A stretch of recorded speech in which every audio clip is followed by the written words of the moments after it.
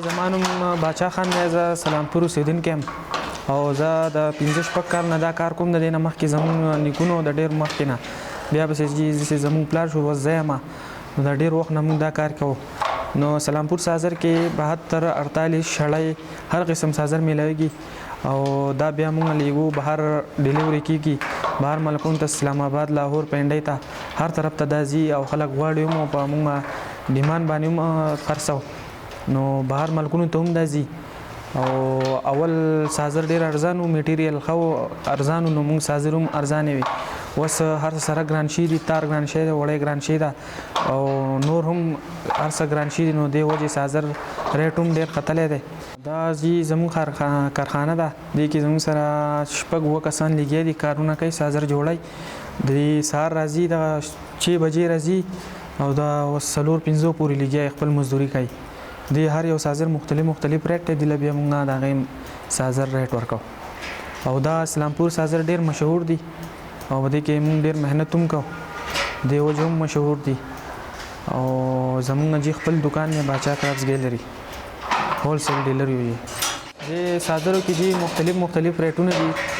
دا شړۍ مړۍ چې دي دې ته په 1500 هم شته، پکې په 3000 هم شته، 5000 هم شته.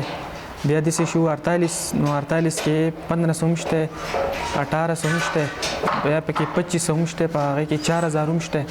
دا هغه د وړۍ پراډکټ د دې پورې خبره. او نور پکې هم لیډیز شالونه هم ډېر سوی، لیډیز هم دغه 1500 1800 2500 3000 پورې هم لیډیز شالونه شته.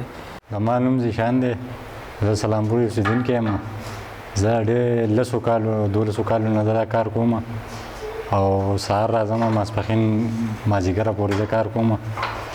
شپږ اووه څادرې زه جوړوم، خپل محنت مزدوري کوم، هر قسم کوالټۍ والا څادرې زه تیاروم او د ډېرو لرو ځایونو نه دې خلک راځي او څادرې زه ښه قیمت باندې ورته او ډېرې ښایسته څادرې، هر قسمه څادرې دلته 48 جوړېږي، 72 جوړېږي. د وړۍ ګډو د وړۍ چې دا استعمالېږي دې کې هر قسمه څادر جوړېږي. دا قصب چې دی زما پلار نیکه قصب دی، نیا نیکونو قصب دی. دا زه ډېر وخت نه کوم، په یو څادر باندې ډېر محنت کېږي، کم از کم 2 نیمې 3 غنټې پې لګي. بعضې نیم څادر ګلکاري سې وایي، هغې ټایم ډېر زیات لګي، ورځې پورې لګي.